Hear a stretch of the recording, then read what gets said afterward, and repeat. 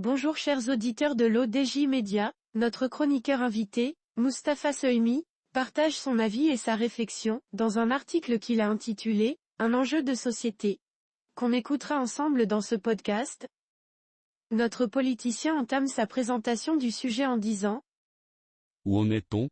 Quel était l'état des lieux? Et quelles sont les nouvelles avancées à entreprendre?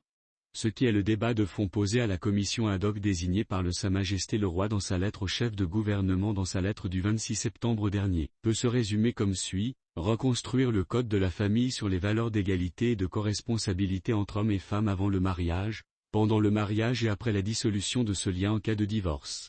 Voilà la célébration ce 8 mars de la Journée internationale des femmes, qui se présente cette année sous un signe particulier, celui de la refonte de la Mudawana, le code de la famille en cours de finalisation. L'espoir est grand, 20 ans après celui de 2004.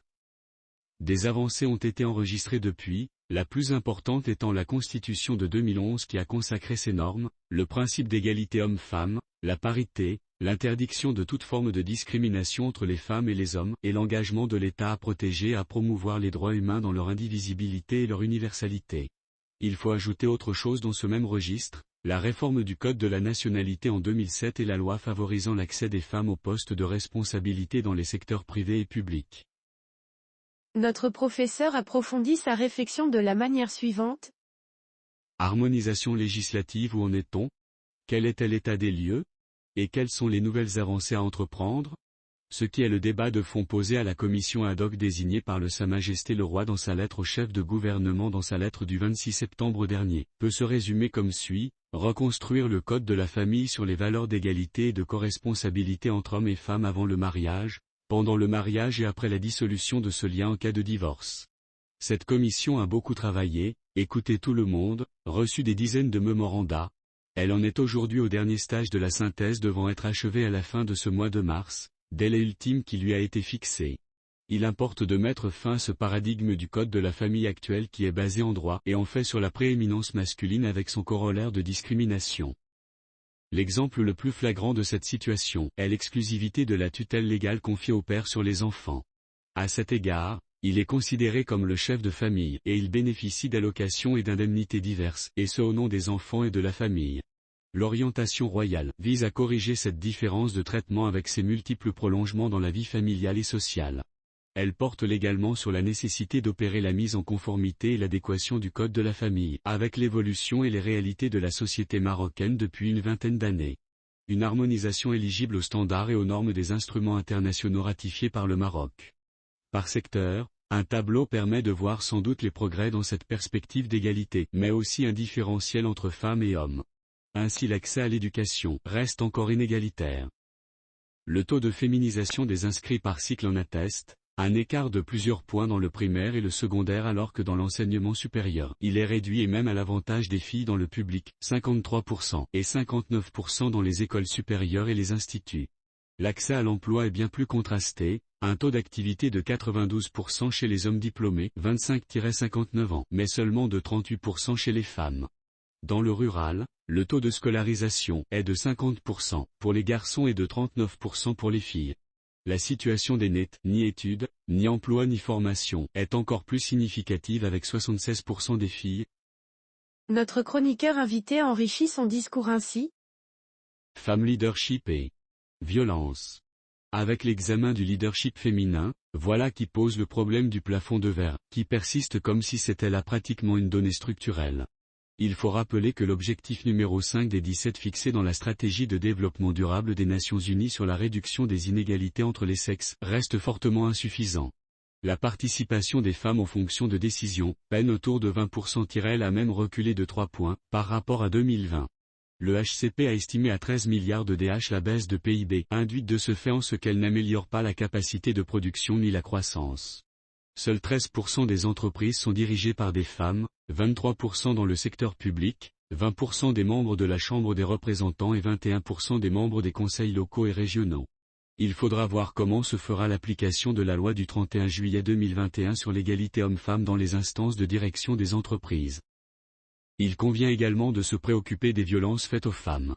Une étude du HCP est alarmante à cet égard, 8 femmes sur 10, 15-75 ans, ont subi au moins une fois des actes de violence. Ils sont de diverses formes, physiques, verbales, psychologiques, économiques et sexuelles, sans oublier la violence électronique, cyberharcèlement, sexting, usurpation d'identité. Le dispositif juridique de sanction en vigueur est la loi 103-13 mais elle présente encore des insuffisances, prévention, protection, prise en charge des victimes. À noter le retard lié à la mise en place de l'autorité pour la lutte contre toutes les formes de discrimination, alors que ces textes d'application ont été promulgués depuis des années. Avec la question de l'héritage, n'est-ce pas du lourd, si l'on ose dire, pour la commission consultative en place depuis plus de 5 mois?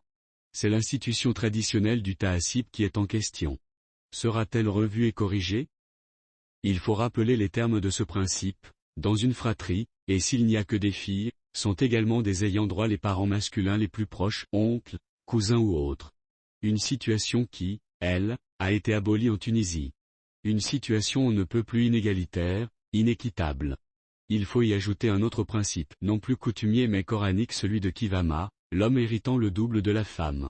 La polygamie va être certainement réexaminée, quelques 20 000 autorisations annuelles accordées, celle du mariage des filles mineures aussi 13 652 en 2022 et 8 452 en 2023. Mais la parité en héritage est d'une autre teneur. Selon un sondage de l'enquête L'économiste Synergia d'août 2022, 69% des Marocains y sont opposés et seulement 23% y sont favorables. À noter que 65% des femmes soutiennent l'inégalité actuelle du droit d'héritage contre 29% d'un avis contraire. En l'état, il faut préciser qu'il y a des procédures de contournement dans les familles où il n'y a pas de descendants masculins, avec notamment le legs testamentaire limité à 30%, ou encore la vente fictive, la donation avec réserve d'usufruit.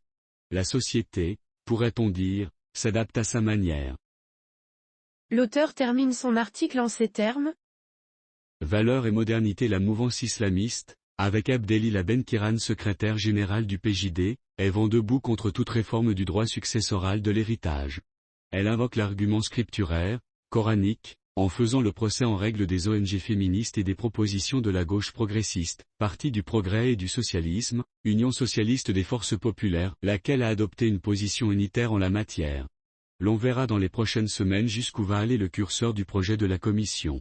À n'en pas douter, c'est un enjeu de société qu'il faudra bien appréhender dans tous ses aspects et finalement arbitrer. Bien des différenciations se sont atténuées depuis une bonne année sur des questions programmatiques d'options et de politique économique, la succession de majorités en atteste suffisamment. PJD et RNI, à la tête des cabinets et des configurations variables. Un tronc commun avec des inflexions est le trait de cette pratique institutionnelle. Mais sur la problématique des valeurs, le consensus reste insuffisant et même défaillant, la modernité est confrontée au conservatisme. La réforme du code de la famille va polariser une épreuve sociétale clivante. La dialectique politique doit aider à surmonter cette séquence. Coûte que coûte. Rédigé par Mustapha Sohimi. C'est tout pour aujourd'hui sur R212. On se dit au prochain podcast de nos chroniqueurs invités, restez à l'écoute pour plus d'actualités. Et merci de nous avoir écoutés, à très bientôt.